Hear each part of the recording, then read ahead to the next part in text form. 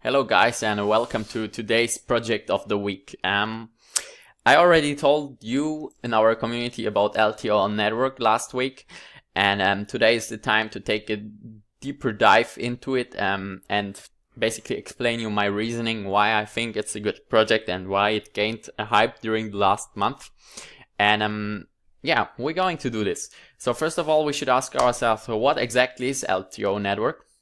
And I can tell you this far, LTO Network is a kind of blockchain infrastructure that is making a hybrid system out of public and private blockchain to aim at GDPR compliance. They want to create private blockchains for entities or other institutions that basically can delete those sensitive data blocks later on in order to reach GDPR compliance. So this is basically their unique selling proposition in order with which they do marketing and what's their aim basically. If we take a look here, nothing special on the web page so far. Winner of the Dutch ministry blockathon. They are indeed with a lot of governments working currently. They collaborate closely. They are coming out of Amsterdam. And the governments are supporting them quite good.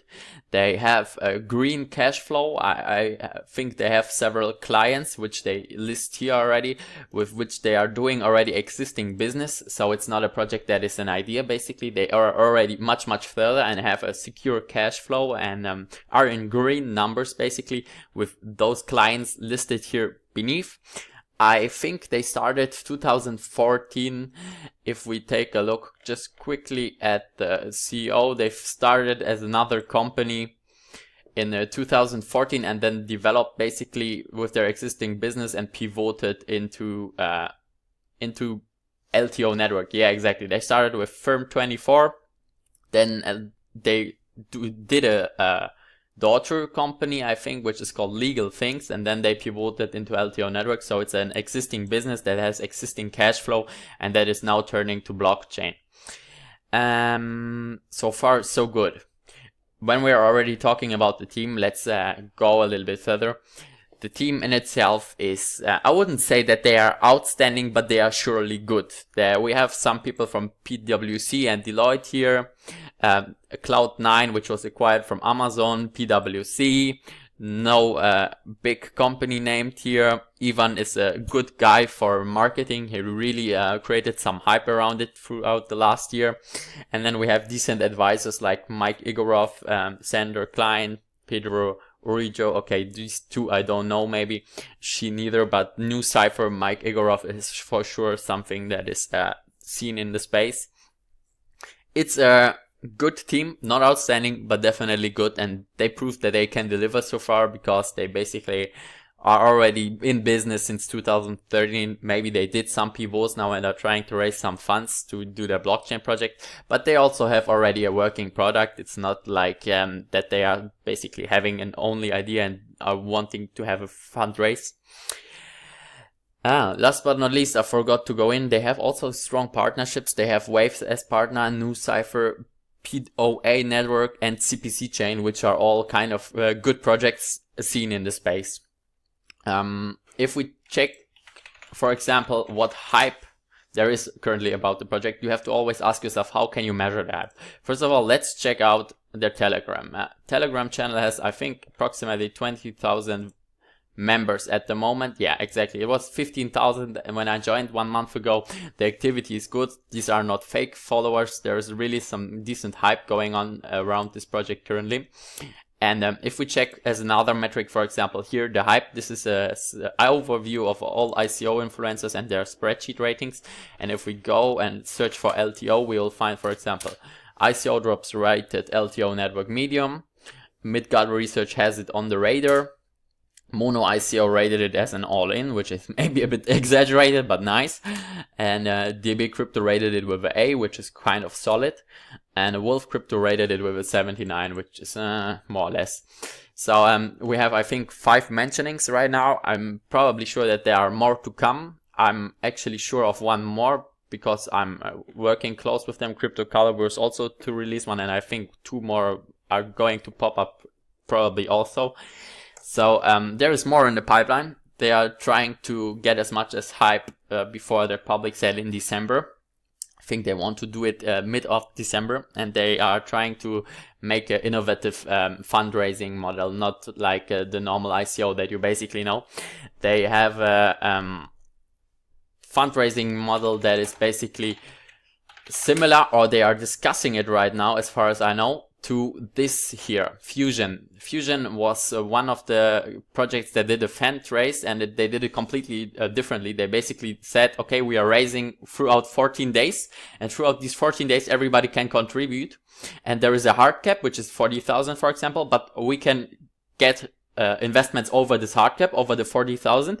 And if they, for example, get 80,000 instead of the 40,000, they will refund every investor 50%. Like they will refund proportional every investor the amount that exceeded the hard cap, so that everybody has basically a little share in it and nobody has much. It's a nice model, but it's not like free of mistakes, because basically you can create more accounts and then get also more wealth. This is a trick, but they are discussing it right now. It worked good for Fusion. I think it's cool to see something innovative in the space, because there are a lot of ICOs that are really normal or average, and you want to really see something new and build some trust, especially in these bear market times. You know, you are bored of normal ICOs that are not really outstanding, and these guys are really showing that they are thinking about what they are doing. So it's a good sign, and people are talking about them. It's working from the marketing perspective, definitely. Another thing that these guys are doing, which is quite of interesting, wait, let me come at first to the token economics, basically. If we search at ICO drops LTO Network, we'll find the token economics pretty summarized, and I can tell you they guys are raising 5.2 million, which is right now in this bear market, I think a really fair valuation. You know, in 6 months ago, normal ICO like this would have raised at least 20 million. But due to the bear market and the conditions right now we're in, these guys are only looking for 5 million, which can be a really, really profitable investment if it turns out to, that the market goes well again. 5 million market cap for 27% of the tokens means around the total valuation of 15 million, which is quite nice, to be honest. I think that's really good economics. I know from the private sale as well, and these guys didn't had really high bonuses. I'm not allowed to disclose them probably, but they have been really reasonable with their bonuses as well. But I will go a little bit more into the token economics and what their strategy is, basically, because these guys created one more interesting thing around it, or one really innovative concept that wasn't in the space before, which also gathered a lot of hype around them because people were talking about this concept. And it's called the Troll Bridge. Let me explain you guys the Troll Bridge. The Troll Bridge is this here. I hope you can see it good. Basically, the token, you will have two kind of tokens. You will have an ERC20 token and a mainnet token. And now here the clue. ERC20 and mainnet token have the same price, just that ERC20 will be listed on exchanges and mainnet will be basically used for the mainnet. And the thing here is, if you invest in private sale, you are getting mainnet tokens. If you invest in public sale, you get ERC20 tokens. So what is the difference? Basically, if you are a private sale investor and you get mainnet tokens, you are not allowed, or yes, you are allowed, sorry, but you have to pay a big fee in order to move your mainnet tokens to the ERC20 tokens to sell it on exchanges. And this fee is shown here. It's called Troll Bridge troll fees over time. And basically, if you are a private sale investor and you invest and you get your tokens, then if you want to move them straight to ERC20 in order to exchange them, you will have to pay 55% of your total tokens, which is huge, which is a huge fee. I think nobody really would do that unless the ERC20 token goes like 500 times X. No, just kidding. 10X would do it as well already, but it's a really high fee. And they basically decline it over time so that you have, I think, After 3 months, they say you pay 26%, and after 6 months, you pay somewhat 12%. And this is the troll bridge, so it basically declines over time, so that the private sale investors, which are really supposed to be strategic investors, also support the project and so on. These guys are basically bound to the project because they don't want to pay the big fee, or they are supposed to. And this is a theoretical concept. It didn't happen in practice until now, but this is why these guys are basically really hyped right now, because it's a cool concept that we didn't see in the space, and it might definitely work. In comparison, if you go from the ERC20 pool, which is like basically public sale, you pay 100 tokens, which is I think $2 or $3, in order to convert to the mainnet pool where you can use it in the network. So this fee to convert from ERC20 to mainnet costs nothing and is static. It's always 100 tokens. But from mainnet to ERC20, when you're in private sale, is going down over the time period, and basically costs you a lot in the beginning and not a lot in the end. So this is how they basically wanted to develop a new concept that creates hodlers. We will see definitely if it works out. These guys have their public sale in December, mid of December, or at least it's planned. I hope the market conditions will be fine. I didn't invest in private sale. I had the opportunity, but I thought maybe it's smarter here to go actually through public sale. If you can manage. I don't know how much demand there will be. I'm assuming not so much, because the market is right now not really interested in ICOs, but I assume on the other hand the project catch good hype. I don't know. It's hard to judge if there will be really allocation for everybody in a public sale. However, we'll definitely try to get some allocation in public sale.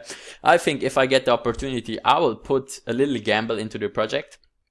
I see it as a long-term investment. I don't want to dump it too quickly. I think it's a solid one. They have good partnerships. They are really engaging on governmental levels in the Netherlands. And so I believe in those guys. I think I'm really recognized that these guys created something that is unique in the space with the troll bridge. And yeah, I will keep out for news for a public sale, and then I will see if I will truly invest. But the economics are nice. The team is nice. The project idea is solid. The token use case is also interesting. It's basically you have to use the tokens. You have to stake the tokens, hold them passively in order to create the blockchains for enterprises. So if you're an enterprise, you need to buy a huge amount of tokens and hold these tokens at stake in order for your blockchain to work on LTO Network. This is basically the use case of it. So I think actually this is it so far to LTO Network. There's nothing more that I really want to add. I think it's a project to definitely monitor. You should keep in touch with the project and check it out frequently, because they are doing really often changes in regards of the token sale. They didn't fix now how they will do it from the model. So if there is a whitelist opportunity, you should definitely whitelist yourself, because it may happen that even in the deepest bear market as it is right now, this project might really have no public sale allocation anymore if you whitelist too late. So this is it. I hope you guys liked the review, and speak to you on the next one. Bye.